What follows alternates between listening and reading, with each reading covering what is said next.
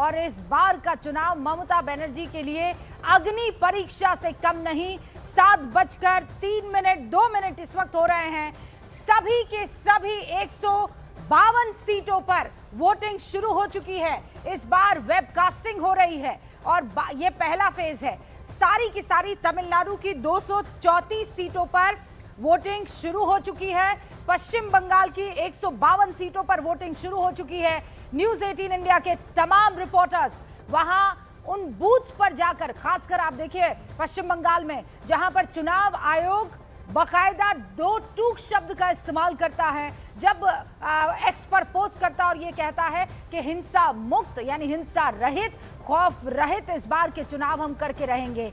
BJP और ममता बनर्जी की TMC के बीच में ये दो धड़ी मुकाबला है। पिछले 15 सालों के विकास का हिसाब यहां पर बीजेपी दीदी से मांग रही है, तो बंगाल के किले को बचाने के लिए ममता बनर्जी मां माटी मानुष का नारा दे रही है और बीजेपी कह रही है कि ममता ने अपने राज्य में बंगाल की मां, माटी और मानुष तीनों का बुरा हाल कर दिया है। वैसे बंगाल में सिंडिकेट माफिया और गुंडा राज भी एक अहम मुद्दा है। अंत का संकल्प बीजेपी बार बार यहां पर कर रही है, लेकिन ये सब तब होगा जब बंगाल की जनता ये डिसाइड कर लेगी कि उनको आने वाले 5 साल कौन लीड करने वाला है या सत्ता के उस कुर्सी पर कौन काबिज होने वाला है। इन सब के बीच सबकी नजरें आज होने वाली इस वोटिंग पर टिकी तो रहेगी, लेकिन तमिलनाडु की 234 सीटों पर भी है, क्योंकि वहां पर त्रिकोणीय मुकाबला है।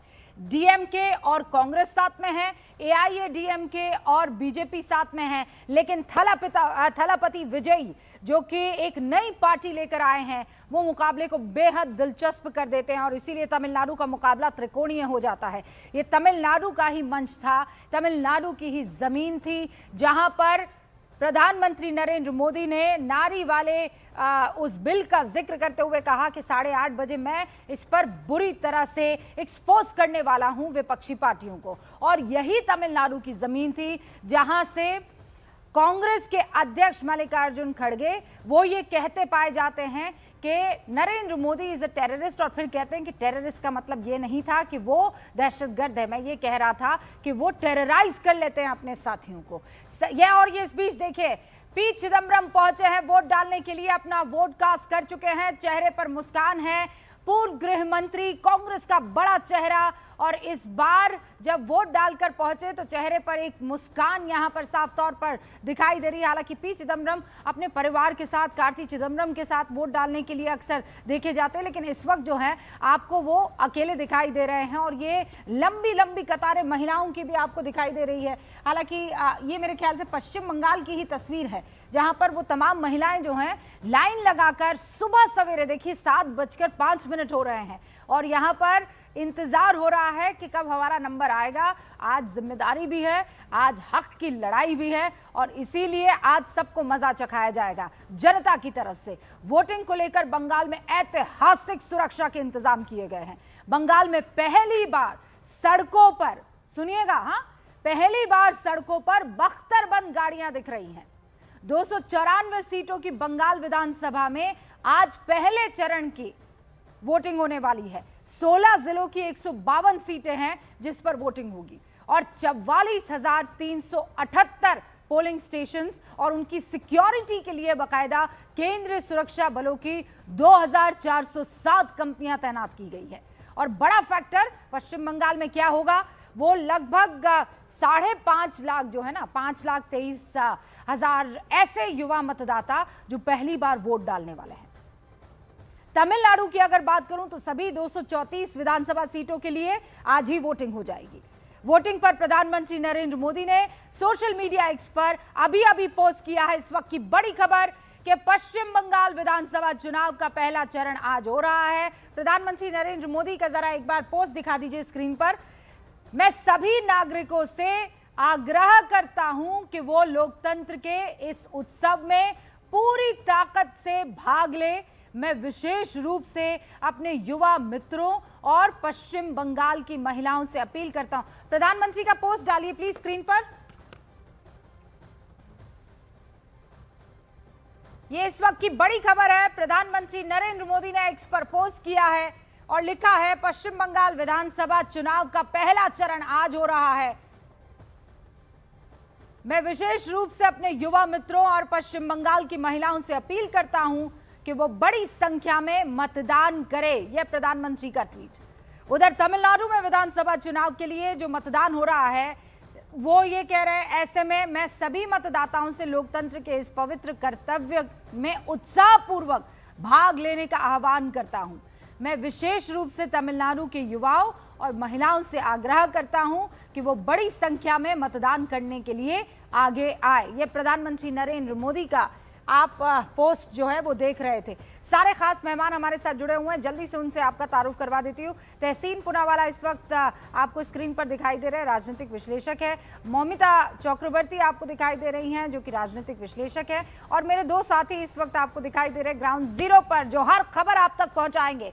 अरुण सिंह इस वक्त आपको दिखाई दे रहे हैं बहरामपुर से, और हमारे साथ इस वक्त यतेंद्र भी दिखाई दे रहे हैं। इनफैक्ट देखिए, यतेंद्र को जैसे ही पता लगा कि अब स्क्रीन पर उनका काम शुरू हो चुका है, उन्होंने उन वोटर्स को तलाशना शुरू कर दिया है। यतेंद्र, सबसे पहले आपका रुख करते हुए, कहां पर है आपकी मौजूदगी और क्या देख पा रहे हैं? देखिए, मैं सिलीगुड़ी जो विधानसभा है वहाँ पर वो बनियाखारी जो बूथ है वहाँ पर हूँ, लेकिन उस बूथ की तस्वीरें पहले मैं आपको दिखाता हूँ कि किस तरह से वोटरों में ज़बरदस्त उत्साह है, ज़बरदस्त जोश है।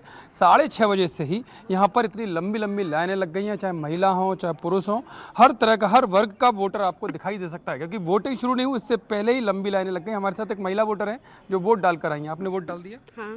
तो क्या सोच कर, क्या समझ कर डाला, क्या मुद्दे हैं यहाँ पर? क्या बोले, हमको जो अच्छा लगा वही दिया। तो क्या काम हुआ यहाँ पर कि कोई नाराजगी है किसी भी? नहीं, बहुत अच्छा लगा वोट दे के आया। जलपाईगुड़ी से आया हम। अच्छा, जलपाईगुड़ी से यहाँ पर वोट डालने आप आए हैं? मेरा बेटी आया कोलकाता से। अच्छा, कल 1 हफ्ता पहले लेके आया, आज दोनों दे आया। केवल वोट के लिए आप लोग यहाँ वोट के पर लिए आए? आया इधर। अच्छा, अब तो वोट नहीं देने से क्या होगा, तो अपना तो अच्छा, महिलाओं के लिए कोई मुद्दे हैं यहाँ पर जो होने चाहिए, काम होना चाहिए? वही तो हम लोग तो अब क्या बोलेगा, जो होगा अच्छा वो तो बात नहीं बोलने सीखेगा। अच्छा, देखिए आप देख सकते हैं रूबिका कि केवल वोट डालने के लिए ये जलपाईगुड़ी से आई हैं, इनकी बेटी कोलकाता से आई हैं और हफ्ते भर पहले आ गई, क्योंकि इनको वोट डालना है, काम होना चाहिए। क्या समझकर वोट डालेंगे आप? सुबह से ही लाइन में लगी हुई हैं। वोट तो देना ही पड़ेगा। तो मुद्दे क्या हैं, इशू क्या है यहाँ पर? इशू अच्छा ही है, देंगे। आप बताइए, क्या सोचकर कोई है, महिलाओं के लिए क्या होना चाहिए यहाँ पर? वोट देना तो वोट तो देते ही लगे। अच्छा, महिलाएं सेफ हैं बंगाल में? सेफ्टी है, सिक्योरिटी है?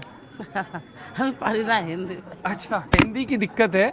क्या आप वोट डालने आए, सुबह से लाइन में लगे हुए हैं, क्या है यहाँ पर, कुछ काम हुए हैं? यहाँ सब कुछ हो रहा है, काम सब हो रहा है, सब कुछ हो रहा है। और क्या होना चाहिए? और क्या होना चाहिए, और सुधार थोड़ा होना चाहिए, और क्या। देखिए, और भी बहुत सारी महिलाएं, रूबिका आप देखिए, लाइन देखिए, कितनी सारी महिलाएं यहाँ पर हैं। क्या मुद्दे क्या हैं महिलाओं के लिए यहाँ पर? कुछ नहीं, कोई मुद्दा नहीं है। क्या बोलूँ एक्चुअली, म नर्भस भइरहेको छु। एक्चुअली मैं नर्भस हूँ। अरे ये नर्वस है, आप देख सकते हैं। वोट डालने जरूर आई हैं, लेकिन वोट को लेकर जागरूक हैं, चाहे मुद्दों को बोलने को लेकर थोड़ी नर्वस दिखाई दे रही है। लंबी लाइन है। हाँ, आपने तो बहुत बात वोट डाल, 6-7 मिनट हो रहे हैं और देखिए वही मैं आपको दिखा रहा हूँ पूरा।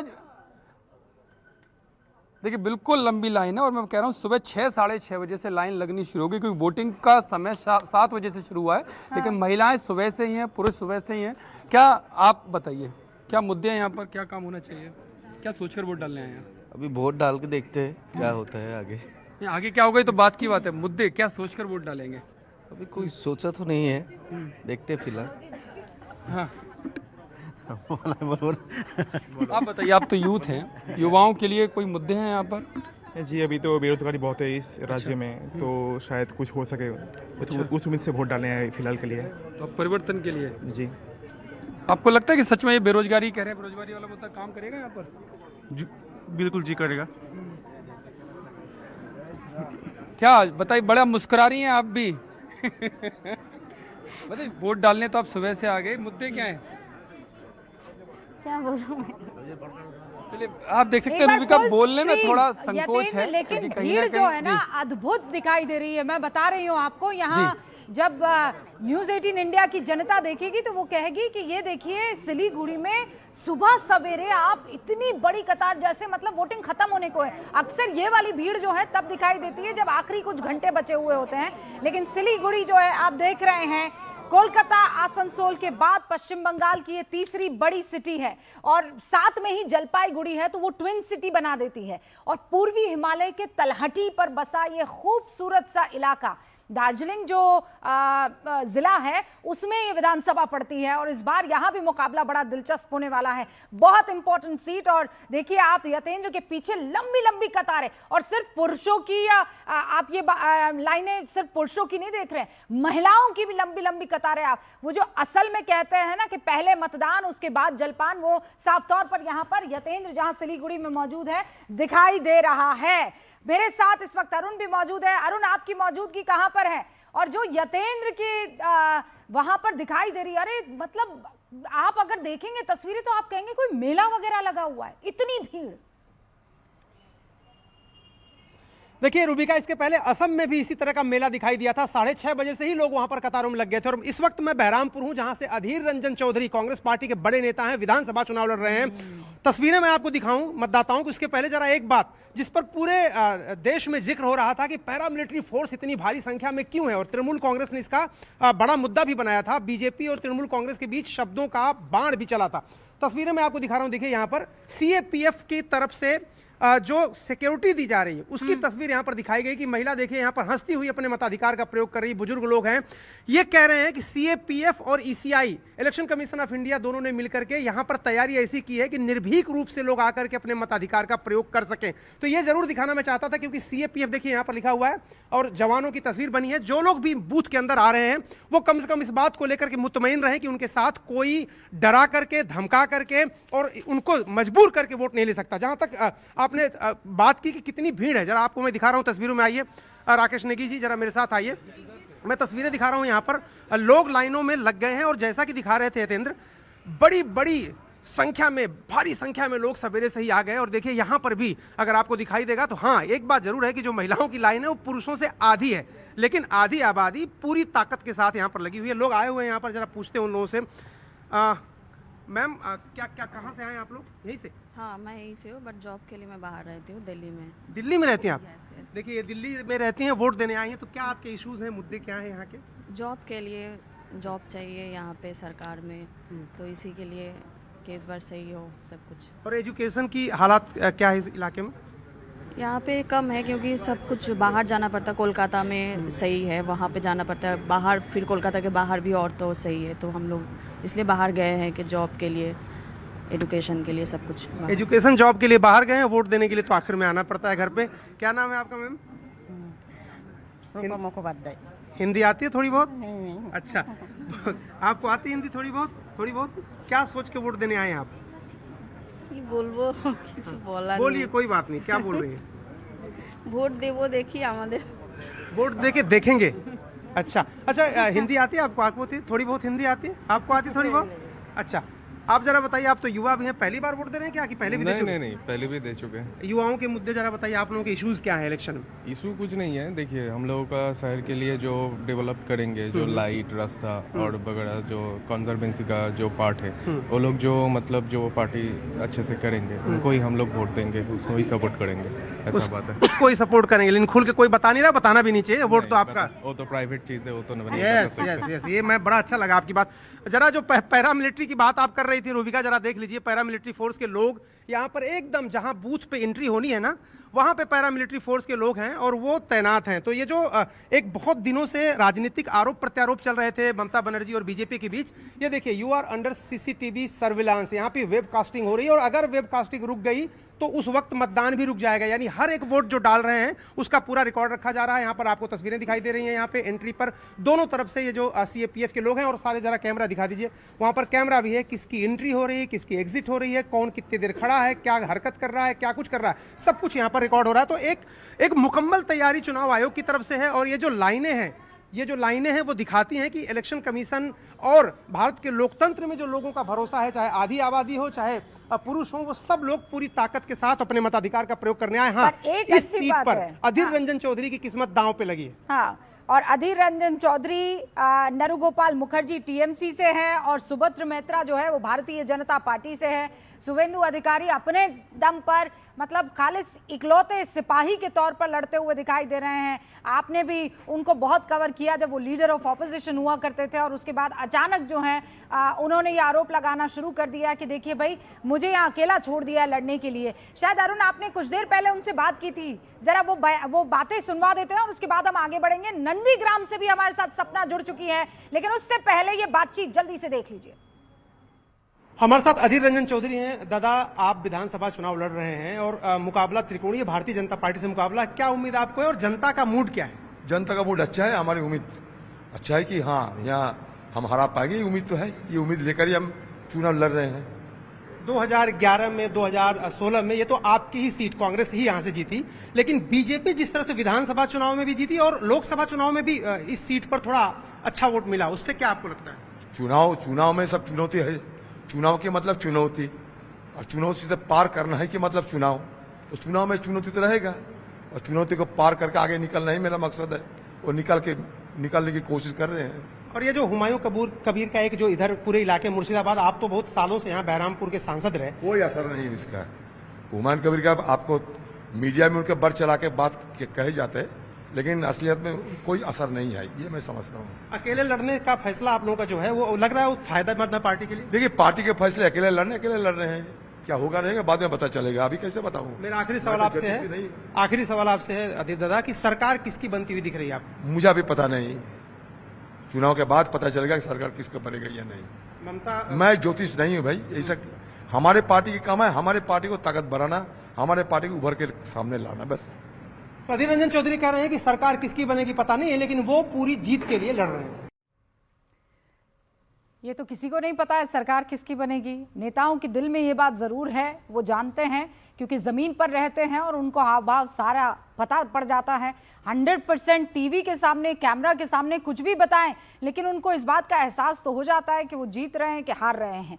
नंदीग्राम असल बैटलफील्ड बना हुआ है, पवित्र कर बीजेपी के, माफ कीजिएगा टीएमसी के, लेकिन पूरी की पूरी ताकत ममता बनर्जी, अभिषेक बनर्जी की तरफ से थोपी गई है। शुवेंदु अधिकारी वहां पर जो वहां वफादारी की मिट्टी में उपजे और उसके बाद आप देखिए उसी नंदीग्राम से उन्होंने बिगुल फूका विपक्ष में खड़े हो जाने का, और इसीलिए ये बैटल बड़ा दिलचस्प हो जाता है। सपना हमारे साथ मौजूद है। सपना, जरा बताइए वहां क्या स्थिति है? 48 घंटे पहले ऑब्जर्वर भी चेंज किए गए क्योंकि टीएमसी को लगता था कि ऑब्जर्वर ठीक से काम नहीं कर रहे हैं। बैटल सिर्फ जनता के बीच नहीं है ना। बिल्कुल, मैं नंदीग्राम सीट की तस्वीर दिखाऊं, जैसी तस्वीर बाकी जगहों की दिखाई दे रही थी रुबिका, कुछ वैसी तस्वीर यहाँ की भी, बस इतना फर्क है यहाँ तक गाड़ी से आप नहीं आ सकते, ई रिक्शा से आना होगा, स्कूटी से आना होगा, इसीलिए थोड़ी सी संख्या कम है। लेकिन अभी भी आप देखिए, सुबह सवेरे वोटिंग शुरू हो उससे पहले वोटिंग शुरू हो गई है, उसी से पहले यहाँ पर लाइन लग गई थी। देखिए सुबह सुबह कितनी भीड़ दिखाई दे रही है। और ये पोलिंग बूथ वो बूथ है जहां पर शुवेंदु अधिकारी आएंगे, वो वहां पर वोट कास्ट करेंगे। सुबह से लोगों में बड़ा उत्साह दिखाई दे रहा है और एक भरोसा दिखाई दे रहा है रुबिका, जैसा हमने भरोसा बाकी बूथ्स पर देखा, कुछ वैसा भरोसा यहाँ पर भी दिखाई दे रहा है। सेंट्रल फोर्सेस लगी हुई है, लोग बड़े उत्साह से आ रहे हैं कि सुबह ही वोट अपना कास्ट कर लिया जाए। जो डर का माहौल दिखाई देता था, मैंने तो पहली बार पश्चिम बंगाल का चुनाव कवर किया है, लेकिन उससे पहले जब हम लोगों से बात कर रहे हैं तो उनका कहना है कि भाई इस बार हम आश्वस्त हैं। जो बूथ के वर्कर्स हैं वो भी कह रहे हैं कि इस बार डर का माहौल वैसा नहीं दिखाई दे रहा है। देखिए एक एक व्यक्ति की ऐसे चेकिंग की जा रही है, यही आश्वस्त करना था, यही चुनाव आयोग की कोशिश थी। नंदीग्राम आपने बिल्कुल सही कहा, एक रियल बैटलफील्ड बना हुआ है। मैंने नंदीग्राम में शुवेंदु अधिकारी से बात भी की थी। जैसे ही हम दाखिल होते हैं ना रुबिका नंदीग्राम में, तो जितने आप बैनर पोस्टर बीजेपी की नहीं देखेंगे, उससे ज्यादा जय श्री राम के देखेंगे। यहां पर उनका सबसे बड़ा मुद्दा यही था कि पलायन हिंदुओं ने किया था, हमें उनके लिए लड़ाई लड़नी है। पिछली बार मार्जिन उतना बड़ा नहीं था, लेकिन इस बार पूरी कोशिश है कि वो इस मार्जिन को आगे बढ़ा सके। यहां से चुनावी मैदान में लोग यहां पर कुछ जुड़े हुए हैं। आप लोग वोट कास्ट करने के लिए यहाँ पर वेट कर रहे हैं? हाँ? लाइन थोड़ी सी कम हो तो हम चले जाएं। क्या मुद्दे क्या हैं आप लोगों के? किन मुद्दों पर वोट करने वाले हैं कि ये मिल जाए?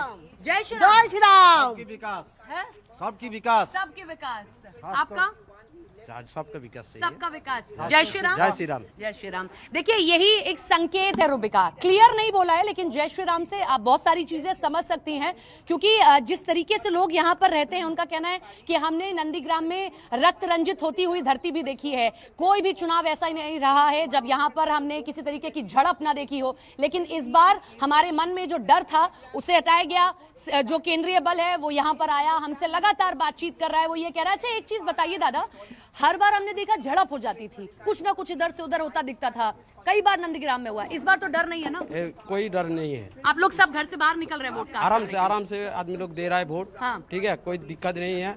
हर बार डर रहता था थोड़ा बहुत, इस बार कोई डर नहीं है। कुछ डर नहीं है। आपके पास में केंद्रीय बल आए, उन्होंने कहा कि भाई आप लोग आराम से वोट कास्ट करिए, हम लोग खड़े हुए हैं आप लोगों के लिए, ये कोशिश है। ये देखिए ये और कुछ वोटर्स आ रहे हैं, कितना उत्साह है, बड़ा अच्छा लगता है रुबिका एक पत्रकार होने के नाते जब वोटर्स इतनी बड़ी संख्या में आते हैं। आप वोट करने जा रही हैं, खुशी है बड़ी है आपके चेहरे पर। आप फर्स्ट टाइम वोटर हैं क्या? अच्छा इधर फर्स्ट टाइम वोटर बड़े इंपॉर्टेंट है। अरे एक बार बात नहीं करनी है, शाय फील कर रहे हैं, फर्स्ट टाइम वोटर है। देखिए ये दो लोग, और इसी तरीके से ई रिक्शा लगाया गया है, ये देखिए, ये रंजन दिखा दे जरा, क्योंकि यहाँ पर आना पॉसिबल नहीं है, आप पैदल नहीं आ पाएंगे, दूर है, आप सिर्फ ई रिक्शा से आ सकते हैं। तो इस तरीके से लोग आ रहे हैं और वोट कास्ट करने आ रहे हैं। बहुत अच्छा माहौल है, एक लोकतंत्र, अच्छे लोकतंत्र के लिए, अच्छी वोटिंग के लिए जो होना चाहिए वो दिखाई दे रहा है। नंदीग्राम के उस बैटलफील्ड, ये मतलब ये विधानसभा सीट जब से बनी है ना, 15 बार यहाँ पर विधानसभा चुनाव हो चुके हैं और हर बार मतलब ऐसा दिलचस्प खेला देखने को मिलता है। यतेंद्र और अरुण भी इस बात को अच्छे से जानते हैं। आज जब पवित्र कर वहां पर मौजूद है, ये पवित्र कर कौन थे? शुभेंदु अधिकारी के पास साई की तरह घूमा करते थे, मतलब उनका दाया हाथ मानते थे लोग। शुभेंदु अधिकारी और पवित्र कर कहते थे दो जिस्म एक जान है, लेकिन आज वही पवित्र कर उनके खिलाफ चुनावी मैदान में बिगुल फूंक रहे हैं। शुभेंदु अधिकारी कौन? ममता बनर्जी का स्ट्रॉन्ग सिपाही एक जमाने में हुआ करता था, और उन्होंने 2021 में ममता दीदी को हराया इस सीट से।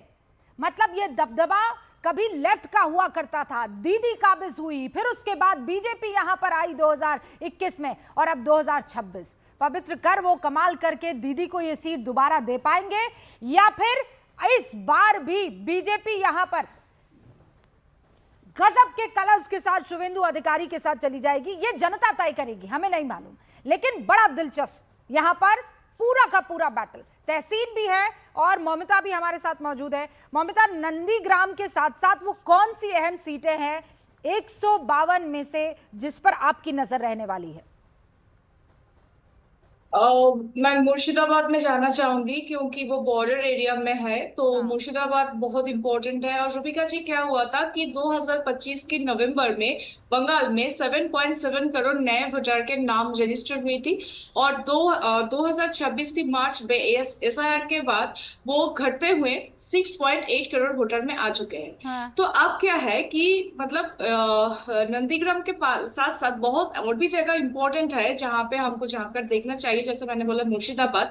और क्या है कि कुछ जगह ऐसा है जब वो क्या बोलता है, लाइक हावड़ा, 24 परगना, फिर कोलकाता, इसमें क्या हुआ था कि 2.37 करोड़ वोटर्स टोटल थे, एंड आफ्टर SIR उसमें 38 लाख नाम बाद हो गया था, एंड उसमें अभी 2 करोड़ वोटर आ चुके हैं। तो ये जो पॉकेट है ये TMC के लिए बहुत ज्यादा इंपॉर्टेंट है, क्योंकि पिछली बार 2021 में वहां पे 54 ऐसे सीट्स थे जहां से 39 सीट्स में TMC को मिली थी, एंड वही 39 सीट्स, वही out of that 74 there were 59 seats जहां से 39 TMC के लिए कोर पॉकेट थी। तो उस टाइम पे भाजपा को वहां पे सिर्फ 8 सीटें मिली थी। तो वही जो पॉकेट्स है, कोर पॉकेट है TMC के लिए, पर भाजपा अभी वही पॉकेट्स को बहुत बुरी तरीके से टारगेट कर रहे हैं जीतने के लिए। ऑलराइट ममिता, आपने कुछ 2-3 सीटें यहाँ पर बताई है। तहसीन, इस बार देखिए नजर तो ये सीटों पर तो रहने ही वाली है, लेकिन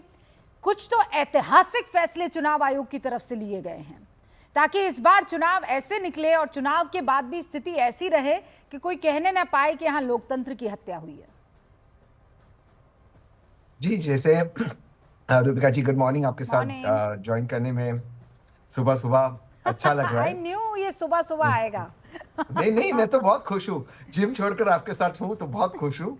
बट देखिए, पहली बार इलेक्शन कमीशन का ऐसा रोल हुआ है कि 91 लाख नाम उन्होंने डिलीट किया है और 60 लाख नाम उन्होंने एडजुडिकेशन में डाला है, जिसमें से फिर 27 लाख नाम उन्होंने डिलीट किया है। इसके बाद जो ट्रायल हुए, जो एडजुडिकेशन में आए, सिर्फ 138 नाम्स के ट्रायल हुए और 136 को रीइंस्टेट किया गया। तो ये जो लोग हैं, अगर इस प्रतिशत लोगों को बाहर निकाला गया जो वापस आ जाते हैं लिस्ट में, तो कहीं ना कहीं इलेक्शन कमीशन ने मेरे हिसाब से पूरी तरह से एक बायस रोल किया है। जो इलेक्शन कमीशन की भूमिका है उस पर प्रश्न उठाना चाहिए, चाहे भाजपा जीते चाहे टीएमसी जीते। क्या भारत में इस तरह से इलेक्शंस कंडक्ट किया जाए? वेस्ट बंगाल नंबर 1 है पॉलिटिकल वायलेंस में, no doubt about it. Number 2 पे उत्तर प्रदेश, नंबर 3 पे त्रिपुरा है, नंबर 4 पे आसाम है। क्या इस तरह की आपने सुरक्षा की व्यवस्था देखी है उन राज्यों के अंदर? तो ये कहां से हो रहा है? जहां पर आप रहते हो उसके आर यू अपसेट की सुरक्षा की व्यवस्था है? मतलब ये तो खुश होना आई चाहिए। एम नॉट अपसेट, नहीं मैं बिल्कुल अपसेट नहीं हूं, लेकिन मैं कह रहा हूं कि इस तरह की जो दूसरे तीसरे चौथे नंबर के राज्य, वहां पे इस तरह की सुरक्षा की व्यवस्था क्यों नहीं की गई? वहां पे इस तरह के रूल्स क्यों नहीं निकाले गए कि आप 2 व्हीलर पे नहीं जा सकते और अगर आप कपल हो तो आपको मैरिज सर्टिफिकेट लेकर जाना पड़ेगा? इलेक्शन कमीशन की भूमिका नहीं। कल इलेक्शन कमीशन टीएमसी के नेताओं को जेल में डालना चाहिए। इलेक्शन तो भूमिका किसकी होगी? वो तो चुनाव आयोग की होगी ना। पर वो भूमिका आप तो हर चीज को बहुत डिटेल में पढ़ लिख कर आते हैं। क्या आप ये नहीं जानते हैं कि पश्चिम बंगाल में जब जब चुनाव हुए हैं, मतलब अब तक अगर चुनाव आयोग ने बहुत स्ट्रॉन्ग कड़ा फैसला लेकर ये 2500 कंपनियां नहीं पहुंचाई होती, मैं बता रही हूं गारंटी के साथ 7:30 भी अभी नहीं बचे, 2 मिनट बाकी है तहसील, मैं 2 ब्रेकिंग पढ़ चुकी होती। हिंसा की खबर, ये मौमिता से पूछ लीजिए और आप भी ये बात जानते हैं। चुनाव आयोग ने आर्टिकल 324 के तहत जो उनका रोल था उसको बिल्कुल नहीं निभाया। ये बात सुप्रीम कोर्ट कहती है। कल वो चाहती थी टीएमसी के सारे बड़े नेताओं को जेल में डाले, हाई कोर्ट को इंटरवीन करना पड़ा। ऐसा लगता है कि चुनाव आयोग खुद इस चुनाव के अंदर एक पार्टिसिपेंट है, और जब अंपायर पार्टिसिपेंट लगने लगे, चाहे आप उसे इत्तेफाक रखो या ना रखो, ये लोकतंत्र, ये जमहूरियत के लिए अच्छा नहीं है। मैं आपसे एक सिंपल सवाल पूछता हूँ, 27 लाख नाम एडजुडिकेशन में डाले, केवल 138 आए सुनवाई में और 136 को रीइंस्टेट किया गया। कौन है इसके लिए जिम्मेदार? उनका हक गया उन लोगों का, कौन है इसके लिए जिम्मेदार? क्या ये हो सकता है कि एक चुनाव में आप वोट मत करो, अगले चुनाव में? क्या ये इलेक्शन कमीशन की भूमिका है? देखिए, डिस्कशन के लिए तो इस पर बहुत लंबा डिस्कशन किया जा सकता है। कोर्ट में आप भी जानते हैं कि चुनाव आयोग से जब पूछा गया कि भैया ये क्या हो रहा है, तो उन्होंने कहा हमने अधिकारी मांगे और हमने जिस लेवल के अधिकारी मांगे सरकार की तरफ से वो अधिकारी हमको नहीं दिए जा रहे हैं। 8000 अधिकारी कम थे। उन्होंने कहा कि हमें इस लेवल के अधिकारी चाहिए, क्योंकि जब ट्रिब्यूनल सेट होगी तो वहां पर एक क्लरिकल आदमी जो है वो प्रॉब्लम्स को सॉल्व नहीं कर पाएगा। जल्दी करने के लिए, पेपर्स को छानने के लिए हमें वो अधिकारी चाहिए जो इन चीजों को समझ सके। वहां कोर्ट में सरकार की तरफ से कहा जाता है, और चूंकि आप दलीलें दे रहे हैं तो मैं दलीलें दे रही हूं, सिर्फ एक पक्ष नहीं आना चाहिए, दोनों तरफ के पक्ष आने चाहिए।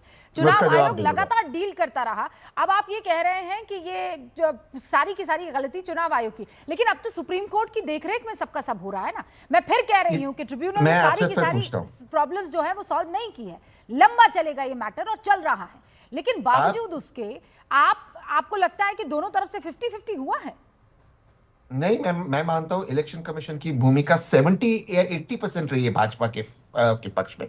देखिए रूबिका जी, आप जो कह रहे हैं, ऑफ कोर्स नहीं, मैं आपको तथ्य देता हूं। आपने अब जो कहा बिल्कुल सही कहा, लेकिन कितने गरीब लोग सुप्रीम कोर्ट पहुंच सकते हैं? एक दूसरी बात, देखिए अगर आप किसी को जस्टिस नहीं दे पाए, कोई भी कारण हो, क्या ये हो सकता है कारण कि मैं जस्टिस नहीं दे पाया, मैंने किसी को जेल में रख दिया, मैं किसी की लिबर्टी ले लिया? हम किस लिए आजाद हुए? हम आजाद हुए कि हम अपने भविष्य के मालिक बने। वो आप उस भविष्य से, उस अधिकार से वंचित कर रहे हो। ये गलत है सुप्रीम कोर्ट का। बिल्कुल नहीं। अच्छा अरुण एक बार पुकार है, मेरे ख्याल से वहां पर कोई वोटर पहुंचे हुए। अरुण बताइए।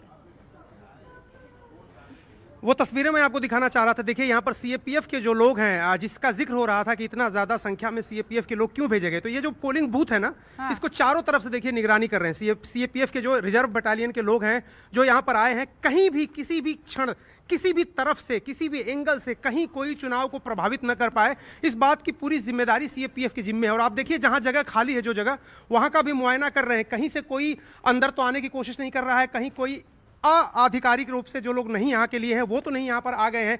तो न सिर्फ बूथ पर तैनात हैं, बल्कि चारों तरफ चक्र भी, माने पूरे बूथ के चारों तरफ तैनात हैं, और वो लगातार उसका निरीक्षण भी कर रहे हैं कि कहीं से किसी भी एंगल से, किसी भी दरवाजे से, किसी भी खिड़की से, कहीं से कोई नहीं आ। देखिए मैं जिस बूथ पे था वो दूसरी तरफ था, ये दूसरी तरफ बूथ है। यहाँ पर भी देखिए बूथ के अंदर जाकर, बूथ के बाहर कहीं से कहीं किसी तरह की किसी को परेशानी तो नहीं है, कोई समस्या तो नहीं। इस बूथ पे लोग कम है, लेकिन सीएपीएफ के लोग देखिए यहाँ पर पूरी तरह से जायजा लेते हुए, जो अधिकारी हैं उनके, जो राउंड कर रहे हैं, जो दस्ता है, जो उड़न दस्ता है, वो बार बार हर बूथ पर इसी तरह से पहुंच जाता है और देखता है कि वहां पर लॉ एंड ऑर्डर की सिचुएशन क्या है, वहां पर कोई दिक्कत तो नहीं हो रही है, यहाँ पर कोई रुकस तो क्रिएट नहीं कर रहा है, वहां पर कोई परेशानी तो पैदा नहीं हो रही है।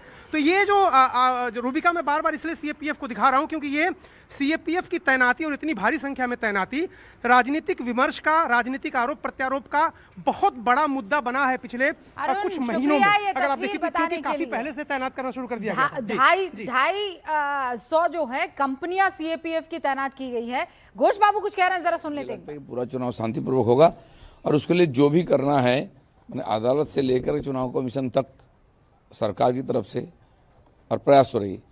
यहाँ जो एंटी सोशल को अरेस्ट किया जा रहा है उसके पीछे ममता बनर्जी खुद है, उसके लिए उनको बहुत दुख है। क्यों अरेस्ट किया जा रहा है? जो लोग ऑपरेट करते थे चुनाव को, ऐसे सारे एलिमेंट्स को न्यूट्रलाइज किया जा रहा है। मुझे लगता है चुनाव अच्छा होगा, वोटिंग भी अच्छी होगी और ठीक ठाक रिजल्ट भी होगा। जो परिवर्तन का आस लगा के लोग बैठे हैं वो भी हो जाएगा। 152 सीटों पर आज मतदान है, कुल जिलों में आधे सीटों पर जो है आज चुनाव है। इन सीटों पर को लेकर बीजेपी कितना आशावान है? ज़्यादातर बीजेपी का प्रभाव क्षेत्र है उत्तर और दक्षिण बंगाल में है ये, और बीजेपी इसमें मुझे लगता है कि 100 के ऊपर सीट जीतेगी। खड़गपुर सदर सीट से उम्मीदवार दिलीप घोष इस वक्त ये कहते हुए कि देखिए जितने भी अब तक प्रभावित करते थे उनको जब पुलिस जो है अपने निगरानी में रख रही है तो परेशानी का सबब बनाया जा रहा है उसे। फिलहाल एक छोटे से ब्रेक लिए रुक रहे हैं, लेकिन बड़ी कवरेज, चुनाव शुरू हो चुका है पश्चिम बंगाल, तमिलनाडु में